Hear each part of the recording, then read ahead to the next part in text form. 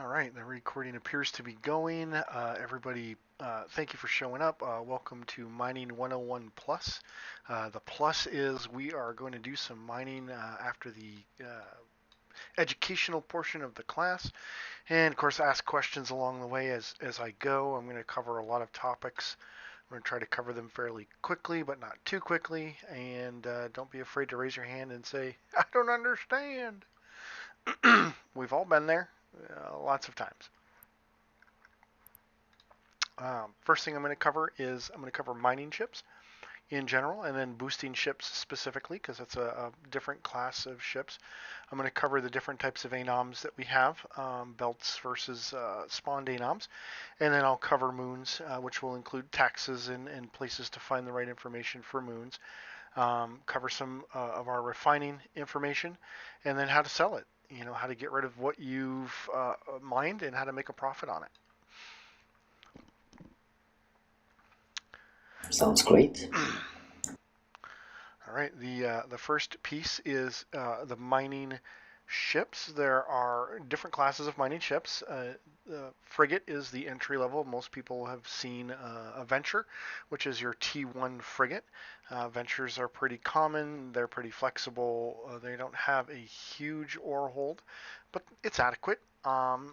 They cannot light a cyno, but pretty much any ship can wear a cloak. The only thing is a Venture cannot wear a covert cloak. So for the Venture, the hold is 5K. You know, a Prospect is your next size up. Prospect can hold 12.5K in its hold, plus it gets a 100% yield bonus, and it can fit a covert cloak and a covert cyno. So if you see an endurance in system and you don't think it's friendly, there's a good chance that it's going to give you a very bad day no matter what you're flying. So just try to avoid it, get safe, etc. And Endurance, as the largest hold, has a 300% yield increase with 19,000 M3 of ore hold, so a lot of room to hold things. If you've got compression on field for whatever you're mining, you can stay on field for quite a long time with an Endurance. So that's always a good ship to have when you're thinking about frigates. The next class of ship is your standard barges. Again, just like with the frigates, there are three types. It's kind of a theme throughout Eve. Three of everything is good. So for barges, you have a retriever, which has your largest hold, like the Prospect. It's got a big honking hold, but it's 27.5K. Unfortunately, it has the weakest tank. So if bad guys show up or rats show up, it's not going to hold up very well on its own, or even in a small group. It's probably going to be the first target because I know it's the weakest and it's going to die fairly quickly. The next up would be your Coveter. A Coveter will hold 9,000 M3, so very small in comparison to a Retriever. However, it has a moderate tank and it's the fastest mining ship at a barge level. So it's your T1 barges. The Coveter is going to get you the most ore the quickest. You just don't have a lot of room to put it, so you kind of almost need a place to put it. Bring a ship along that can carry some ore for you, or have some compression on grid that you can use. You can always jet can. There are some other things that you can do when you have very small holds to kind of work around it. Next up is the Procurer, my fan favorite. It's got a mid-sized hold, 16,000 M3. It has a mid-speed miner. It's kind of halfway between the Coveter and the Retriever, but it has the best tank, and if fit properly can do a lot of damage to enemy frigates, destroyers, and even cruisers if you have enough of them on grid. 5 or 6 can kill a cruiser fairly quickly, working together, making sure they hit the same target. So as far as survivability, the Procurer wins out. The Retriever is the big fat loser, and the Coveter is kind of in the middle and probably wants to get off grid when hostiles show up. Regardless, they're not going to last very long. Questions so far? Okay, moving on. Next up are your exhumers, or essentially Tech 2 barges. Exhumers cost significantly more money. Your average barge fit up is going to cost you 60 or 70 mil, 80 mil if you have a good fit. Not crazy expensive, but at the flip of that, your exhumers are going to be 300 mil and up just for the hull. And then you start throwing a good fit on it, and you're looking at 375, 400 mil to fit up a skiff, which is basically the procurer of exhumers. It's got a massive tank. It's got a 18,000.5 metric ton ore hold. And then, of course, you've got your Mackinaw, which is the retriever of the exhumers. The Mackinaw has a 31,000.5 metric ton ore hold, carries a lot of stuff. You can stay on field what it will feel like forever compared to some of the others. So when you get to the coveter comparison, that would be the Hulk. And the Hulk has an ore hold of 11.5K. Mines like a speed demon. You will suck rocks dry so quickly that you'll make other people around you cry. Especially if you have boosts. Boost will improve how fast you mine, how far you can mine, how long the mining crystals in your ship last. If you're using crystals, so there's a lot of differences between the ships, but at each level, whether frigate, barge, or exhumer, you basically have a one-for-one match with your retrievers, skiffs, and ventures all being somewhat different, in size and comparison. You're going to have a spread along each one, and you got to figure out what's going to work best for you in any given situation. It might be that you need the covert cloak because you're mining in enemy territory. It might be that you're mining alone with 2 friends or 3 friends, and you probably should bring procurers so that you can survive and kill the rats without having to leave grid. Or if you're mining with a large fleet, you've got all kinds of stuff on grid. Pulling out the retrievers and the hulks is probably not a bad idea. Or even pulling out Mackinaws, for the cargo hold if you're running exhumers, or coveters if you just are running T1 and you want speed demon mining speeds. Everything is situational. Always make sure that there are things that you're doing before you go mining. First one will always be join fleet. The second one will always be join comms. And then make sure that your intel is open and that your local is open in its own window as well. So intel should be either your top window in whatever window you're using for all your chat channels, with local being separate, or they should both be separate. Depends on how you want to do it, but as long as they're on top and you can see them, to see bad guys and see intel coming in and out is always really important when you're mining, because if you get caught, you're weaker than most other ships in your similar class, maybe with the exception of the procurer and the skiff. So you're going to be a target. You're going to die. Bad guys are going to come after the exhumers first. Then they're going to kill things, like porpoises and orcas as well. Orcas on grid are going to always be a primary target unless there's a bigger thing on grid, which would be your rorquals. +1 red C4C. How about that?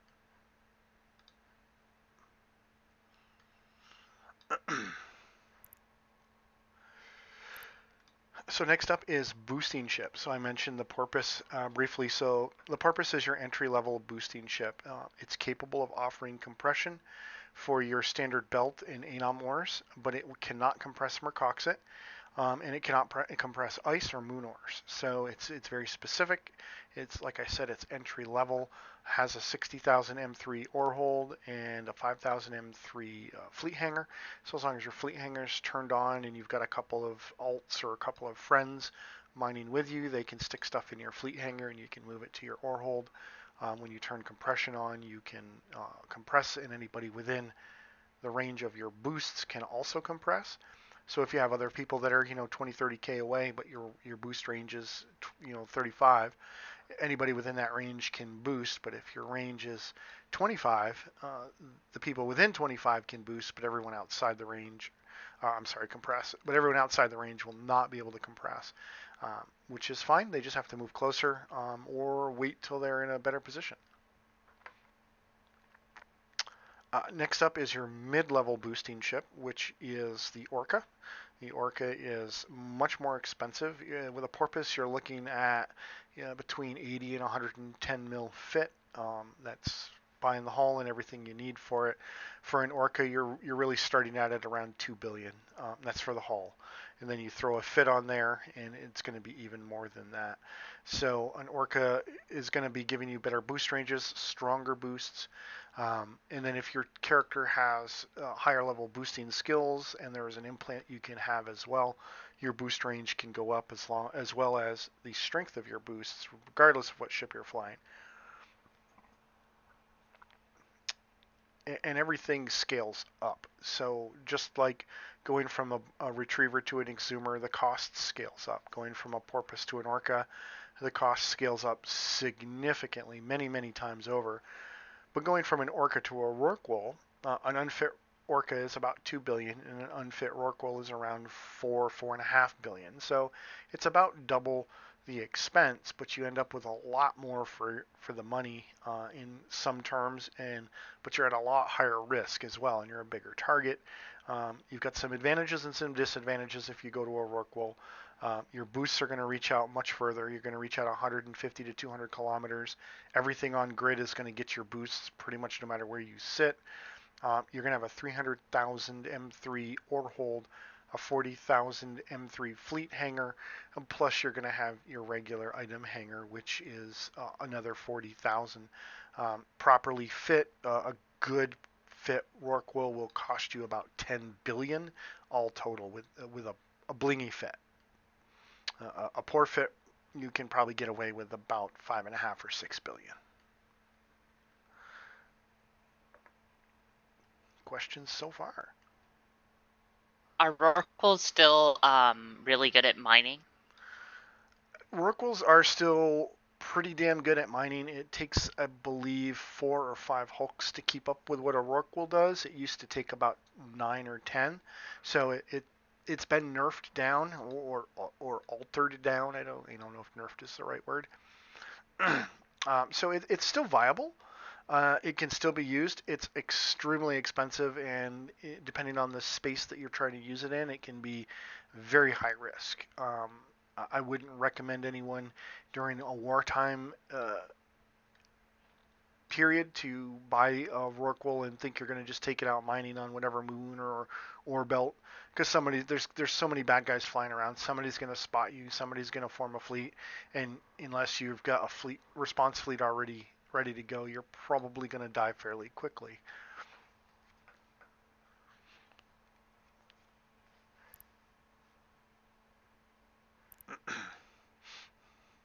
Other ship type questions?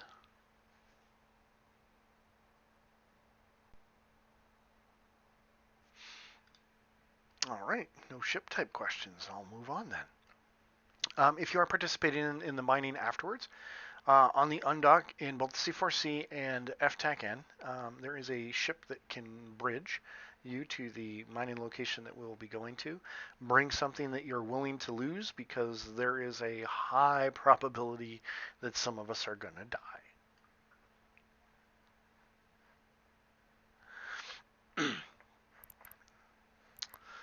1 second, I'm going to put a link in Fleet. Actually, I'm going to put a couple links in Fleet.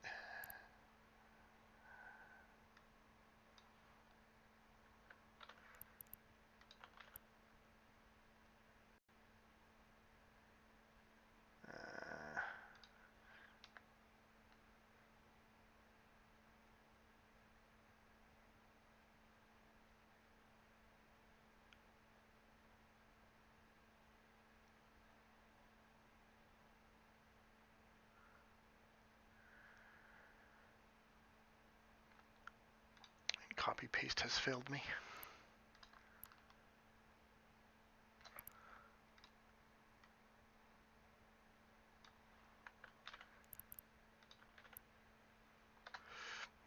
Okay, so the first link that I just put in Fleet is a website called Celestis. You're going to want to use that whether you're mining anoms for regular ore, whether you're mining ice, or whether you're mining moons for things. It's a good way to figure out what each type of ore or type of ice contains, and whether or not it's worth your mining time. If you're trying to build something and you're looking for a specific material, you'll want to mine things obviously based off what the highest volume of that material is, regardless of the price. But if you're looking to just make money, you want to just all you're looking for is money. You can sort by value for whatever it is you're looking for, and then you can just mine in that order and collect as much of that material as you need or like, and then from there you can sell it. If it's a regular anom ores like your peroxeries or your arcanor, you want to compress those and sell them as is because it's easier for people to move rather than trying to move the materials. When you reprocess compressed materials, they they expand the size significantly, which makes them hard to move. But if they're compressed, they're very easy to move around. The opposite of that is going to be your moon ores.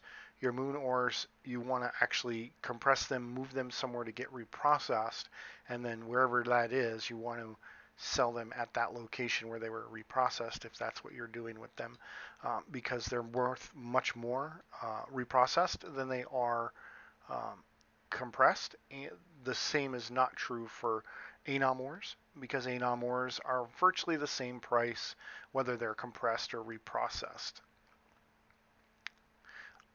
Ice is kind of a mix. You can do either way with ice. I typically reprocess any ice that I'm going to sell before I sell it, and I sell the components. Sometimes I keep some of the materials for myself, which is one of the reasons why I do it. Like I keep heavy water and isotopes that I need for various capitals and things like that, but then the rest I sell off. So when you're mining, you're going to want to mine predominantly in anoms, which are found under your probe scanner. So in your probe scanner window, you'll see anoms like large plagioclase or small arcanor or small asteroid or medium asteroid. You want to mine those. You don't necessarily want to try going to belts. Most belts have nothing in them in nullsec. They took the ores out some time ago. I think some still periodically do, but the best ores that you're going to find are going to be in the new, I guess they're blue system ore fields. I don't even know what the technical name is for them. I0 star systems. Ah, those are the ones. Yes. So those are always going to be the best ores. And when you mine a belt, so let's say for example you're mining in a small asteroid belt, and another belt suddenly spawns, you want to finish off that small asteroid belt because the mechanics for the different anoms that spawn that show up in your probe scanner is if it doesn't get cleaned out 100%, meaning every last speck of ore is gone, it will stay on grid up to a number of days, and then it won't respawn. So if you clean it out 100%, it will respawn within a given period of time. For the asteroid belts, it's like small, a medium, a large, enormous, colossal. Those all respawn at different times, with a small respawning in 1 hour.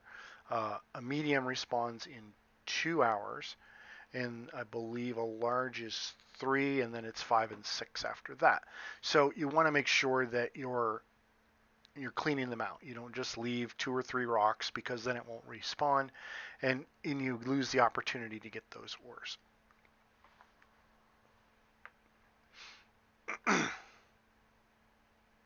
Question about anoms and belts? Yes, I have a question. So let's imagine that I'm mining small ore anomaly, and at some point I mined half of it and left. Will the ore reappear inside the anomaly, or the amount will stay the same until it fully mined? The amount will stay where it was until it is fully mined. It doesn't regenerate until after a number of days, in which point in time it will despawn by force. The system will force it to despawn and spawn a new one somewhere in the system, as long as the system is capable of supporting that, meaning that the ADMs are high enough. So you have an industrial ADM in every system, and based off how high that is will determine whether or not you get a large, a medium, a small, a colossal, and enormous. So the higher the level, the larger the anoms will be in that system as long as that system has been upgraded for those anoms.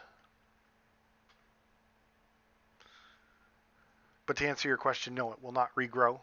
It will just simply sit there until someone mines it out. Got it. Thank you.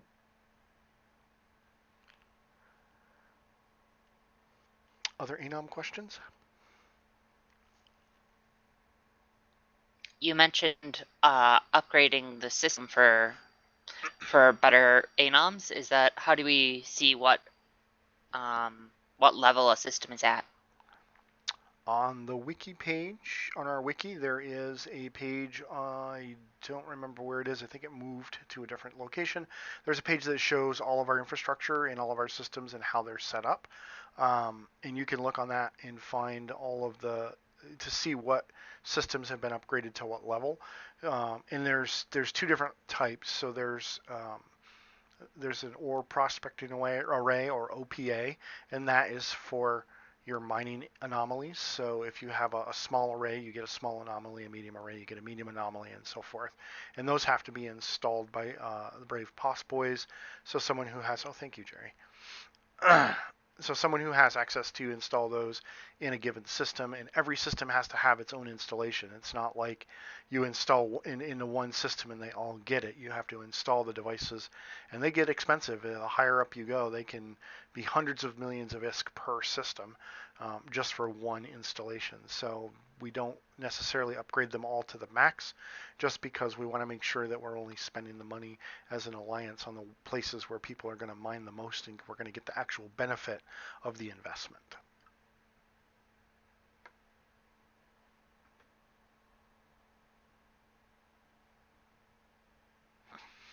Yes, Jerry, our wiki is extremely amazing. In combination with, I hate to say this, Eve University's wiki, the two wikis together are, I mean, you put them together, if we could merge the two, it would just be like, oh my gosh.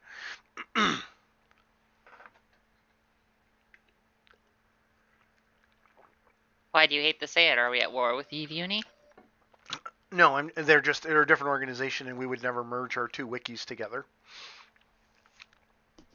But if we could, it would okay. be, if we could, it would be amazing. I mean, there's the amount of information that we have, along with the Brave Dojo YouTube page, and then everything in their wiki. They're laid out differently, and they contain different information. But between the two of them, it's just amazing. You know how much is there, just in those two locations.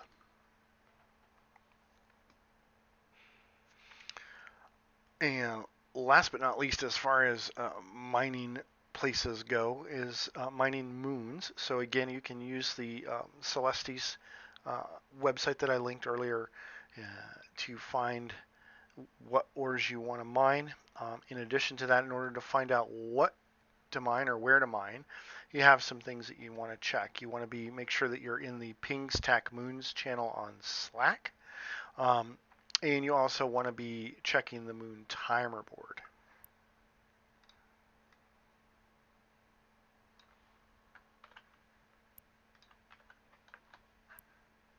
which is now linked in Fleet.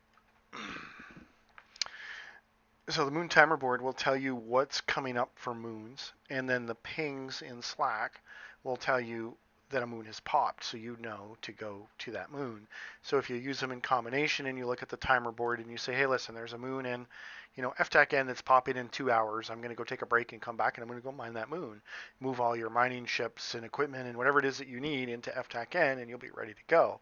So you can plan ahead a little bit and save yourself a little heartache in trying to struggle to maybe move ships when there's bad guys out and about, in between where your mining ship is and where you really want it to be. In addition, if there's someone around who has a Rorqual that has the ability to bridge, they can bridge you to whatever system within their range, 11 light year jump range, so quite far. From C4C, I can cover pretty much all of Pureblind and several chunks of nullsec well into decline, and other areas, Cloud Ring. There's quite a range that you can be bridged to with a Rorqual. It's a really expensive skill point skill, so don't think, ooh, I'm going to go do that so I can bridge myself around. You'll be training for a very long time to get there if you're not already at a rock wall. There are different types of moon ore. So if you're going to mine moon ore, you're going to start out with T1 miners, which is fine. That's nothing wrong with T1 miners. In fact, they're actually in some ways the best miner you can use because they create no waste. And waste is a mechanic in the game where as you're pulling ore, um, when you pull your ore, you pull the full amount every time, but there's a chance each time that you pull an amount of ore with your miners, regardless of what your miners are, except for the T1s, um, that you're going to waste a certain amount off the rock. So let's say you pull 1,000 M3 off the rock and you waste 300 M3. So yeah, you pulled 1,000, that's great. You're going to get taxed on that 1,000 if it's a moon ore. Um, but you're also wasting some. So you won't waste any. You'll pull that 1,000 and there's zero chance of waste with T1 miners. But if you're using Tech 2 miners, there's a chance of waste. There's 3 different types of crystals, and type A's will have the least amount of waste. Um, type B's will have the next least, and type C's, I think this type C's, will have the most waste. So you typically will want to use type A crystals to prevent waste. There's going to be some, but having a smaller amount is really beneficial if you're mining the bigger, more expensive ores like your loperites, your monzonites, your xenotimes. You don't want to waste any of that if you can help it, because it's very expensive. And if you waste it, then that's something that you can't mine, and neither can the person who's sitting next to you in their ship mine either, because the game just essentially takes it and throws it away, evaporates it into nothing. When you do mine moons, unless it's a moon that you are renting, and you can get to the rental through that timer board that I linked, there's a rentals page. It shows all the available moons to be rented, and the ones that are grayed out are either rented or have been nationalized. So all of the R64 or Rarity 64 and Rarity 32 moons are nationalized. The moons with the Rarity 16, Rarity 8, and Rarity 4 only ores on them, you can rent those, and there's a fixed price which includes all your taxes.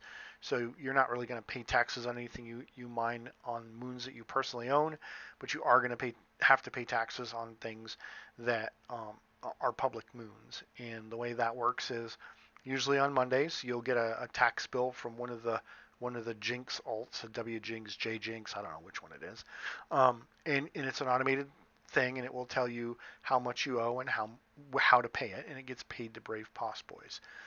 It's very simple. You just simply copy the amount, and then you right click on the corp name, select give money, and then just give them the money. You don't need to put any notes in there or anything, and the system will go out and recalculate and zero out your amount. Ideally, you want to pay the full amount off to the penny so that it doesn't mess the system up or give anybody a stroke. Because some folks get a little bit of heartburn when everything isn't paid in full, or somebody leaves it with one ISK left to pay. It's just like, why did you do that? So when you are paying your taxes, there are tax rates on all of the moons. The R4 moons, or all of the public moons, are 5% for the R4 material, 10% for the R8 material, 15% for the R16 material, which is your policites and udavites and a few other things. And then your R32s are 20%. And then your exceptional moon ores, your R64, which is your xenotimes, your monzonites, and I think ytterbite is one, and loperite. Those are 25% because they're a higher profit for you by a significant amount. So in order to fund the alliance, most alliances or corporations have some sort of a moon tax. And it was lower at one point, but at that time we weren't at war and we really didn't need as much money incoming, so it was fine to have it a little bit lower. And where it's at now is actually fine. It's lower than a lot of big corporations or big alliances, so it's pretty good in my opinion.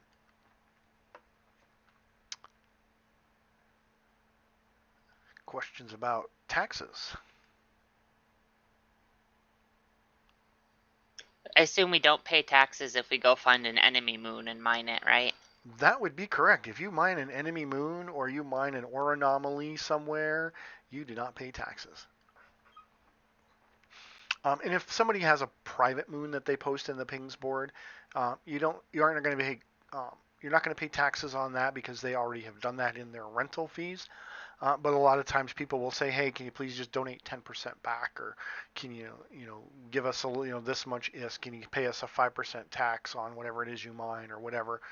Which is fine, and most of the time that's what people do. Sometimes people choose not to, and that's okay too, because a lot of times when people do post a moon that is privately rented for public consumption, what happens is they've gotten to a point where they've mined out all the really good stuff, or they've run out of time. They've got 2 days to mine it from when it pops, unless they've got the rigs in their station to extend it.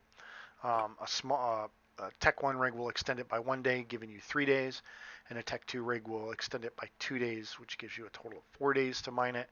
But the cost difference between a Tech 1 rig and a Tech 2 rig is a lot. It's not really worth it in my opinion. I used to have 4 or 5 moons for quite a while, and I never went to a Tech 2 just because the extra day wasn't necessary.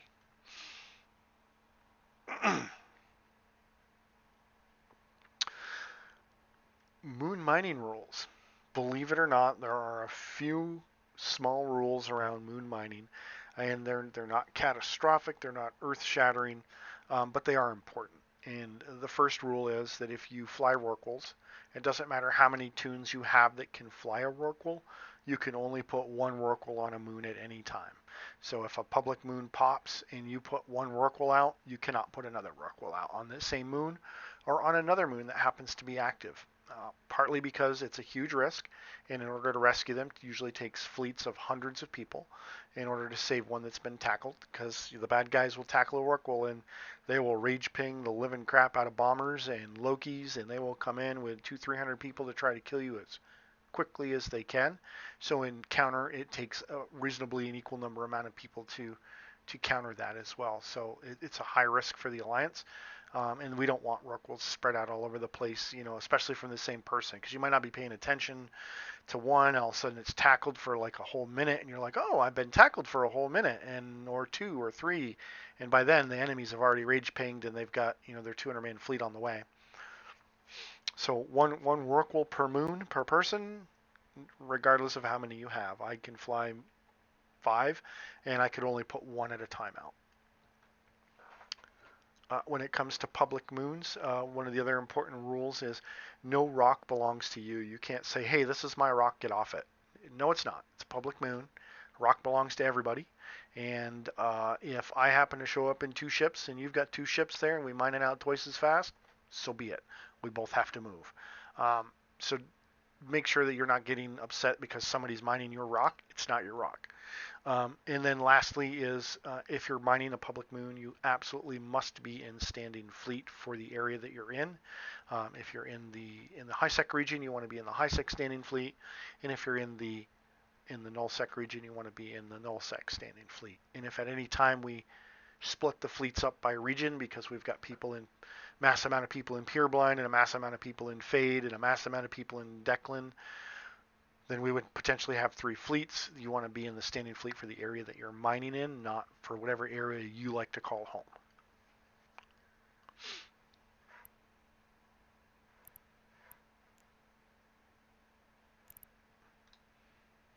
Any more questions about moon mining?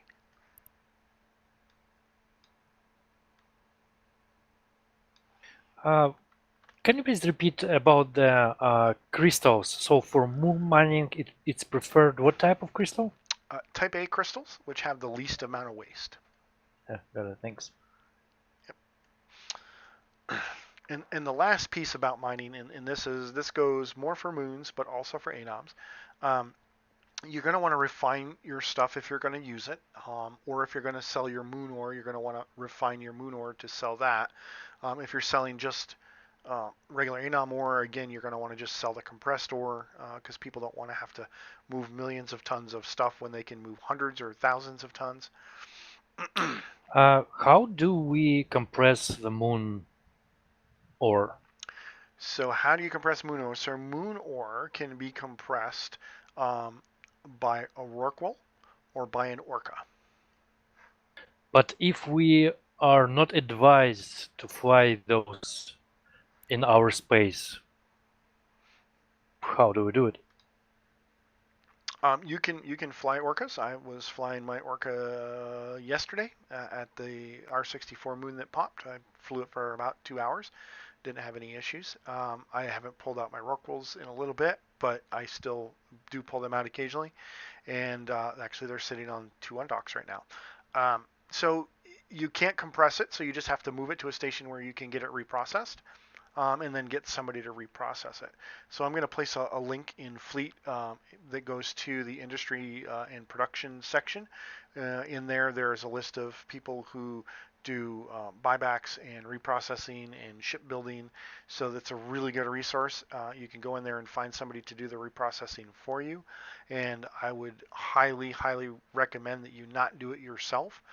If you can get somebody to do it who has max skills and the implant, because your base percentage is going to be 50%. So if you think, hey, I'm going to get 10 million ISK for this, and then you reprocess it and it's only going to be 5 million ISK, and you're going to be very sad.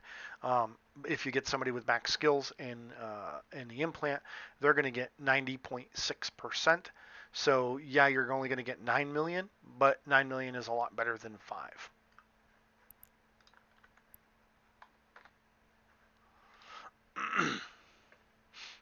Does that make sense? Absolutely, yes, thanks. Okay. And I think the last piece is what to do with your goods once you have them. You've gone and you've mined a bunch of moon or a bunch of anomaly, or hey, what do I do with this? That's always one of the questions that we hear. What do I do with it? Well, if you're not going to use it to build stuff, you can sell it. And if it's moon goo, or if it's compressed enam ore like Arcanor or Bestad or Peroxeres or whatever it is, we have a Slack channel called Marketplace, and you can go out to the Janus website, which, hold on, let me grab a link for that.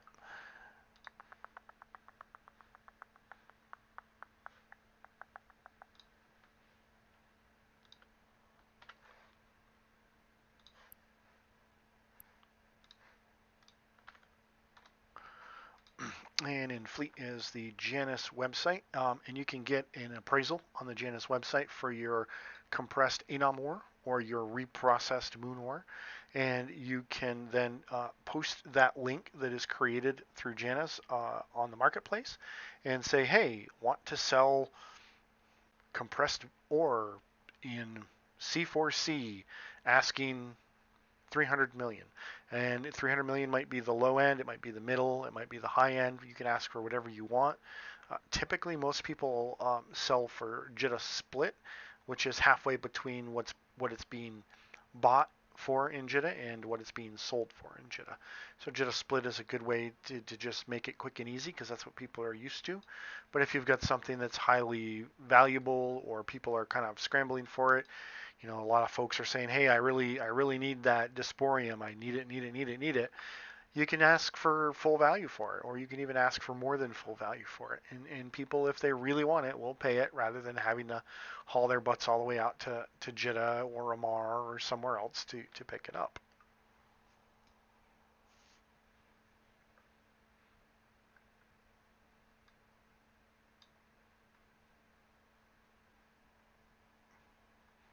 Questions about selling, mining, ship types?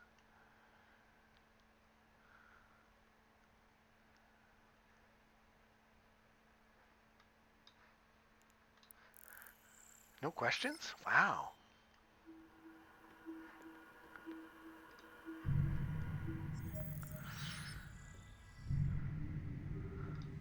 All right, and who wants to go do some mining and make some iskies? Yep. I do. Sorry, I did have a question. I was pressing the wrong button. For somebody who's just starting out mining, would you recommend skilling up into like an endurance or a prospect? Uh, I would highly recommend it. Yes. pick whichever one you think is going to suit you best. You want to be able to just use a cloak and disappear and mine at a little bit slower rate because you've only got one miner in your highs, or do you want to have a big cargo hold to be able to stay on grid and just warp off if you feel like you're threatened in some way, shape, or form? But yeah, I would definitely say those are good ships to hop into. They have a lot of advantages. Okay, cool. If anyone needs a ship, I happen to have in the C4C a few ventures and a few prospects, in fact, that I can give away to someone who may need them, because where we're going is going to be a little sketchy, and I would say you probably don't want to bring your Hulks, Mackinaws, or anything along those lines. Your T1, T2 frigates or T1 barges be preferred. And if anyone has a porpoise that they would like to bring, that would be also good.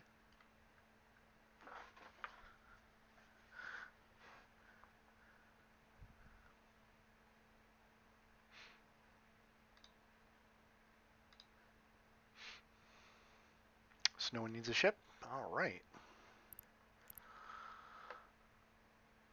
All right, thank you all for coming. At this time, I am going to stop the recording, and then hopefully I can figure out how to get it translated into YouTube.